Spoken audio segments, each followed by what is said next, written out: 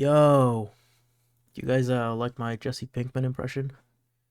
Okay, me neither. So this is best time to buy and sell stock. So we're given an array prices, where prices is the price at the ith day. And of course, we're dealing with stocks, right? There's a fundamental rule you're always gonna hear: you have to buy low and sell high, unless you're me, in which case you buy high and you sell low and you lose all your money.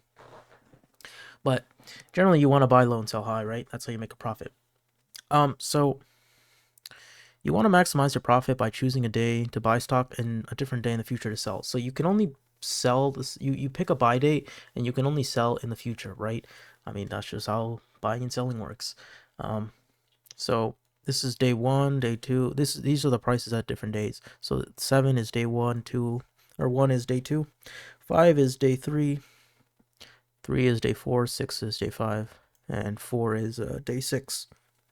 So basically, we want to pick a day, right? And we want to see, okay, can we sell and make a profit? No.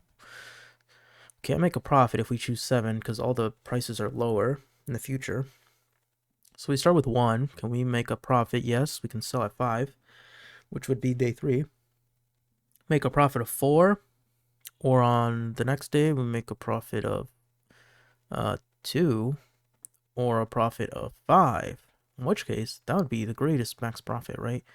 If we buy at 1 and sell at 6, we make a profit of 5. And then we can do it with 5 and check and between these, start with this, start with the 3, check between all these. Now the problem with this approach, where like we do it in like the super like methodical way, where we like have a day, a buy price, we compare all the other numbers to it, see if we make a profit, compare all these other numbers to it, compare the buy price here and all these other numbers. The problem with that approach is like if we have like a really large list, we're doing too many calculations, and so that approach is going to be really really slow. Right, as we have like a huge list, or as our list kind of size, the input list increases in size. So really, the way we want to handle this is like basically we're gonna have a buy price. And if we encounter, and we're going to go through the list just linearly, and if we encounter a number lower than the current buy price, then the lower number is the new buy price. Okay. Now, if the number is not lower, then we're going to calculate the profit and see if that profit is greater than the max profit, because we're going to have a variable called max profit to track which profit is the maximum that we've seen so far. So let me just run through an example of how this will work, right? So if we start at 7, right? Now let's go to 1. 1 is lower than 7, so this is going to be the new buy price, right? 7 is no longer the buy price. 1 is the buy price. Now let's go to 5. Well, 5 is not lower than 1, right? So we actually have to calculate a profit here, which would be 4. Now, initially, our max profit, right, before we do anything, at the very, very start, our max profit is just going to be set to 0. So 1 to 5 is a profit of 4. Is 4 a greater profit than 0? Yes, it is. So 4 would be our new max profit. Now, then go to the next one, which would be 3. 3 is not lower than 1, so we calculate the max profit again.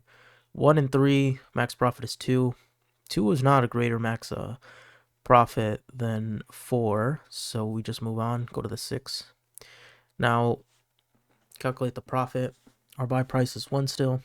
The max profit is 5, or the current profit that we're calculating is 5. Is 5 greater than the max profit, which is 4? Yes, it is. So that's our new max profit, which is 5. And then we go on and calculate 4. Well, that's a profit of 3. That's not greater than 5. So see how we can do it in kind of like a more linear approach where we don't have to do all these calculations and comparisons, right? And that kind of cuts down on like our calculations.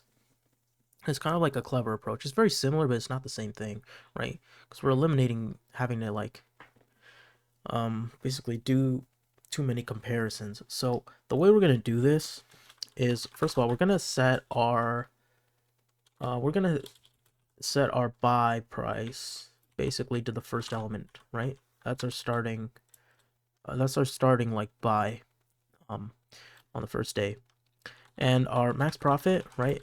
Initially it's just gonna be 0, okay?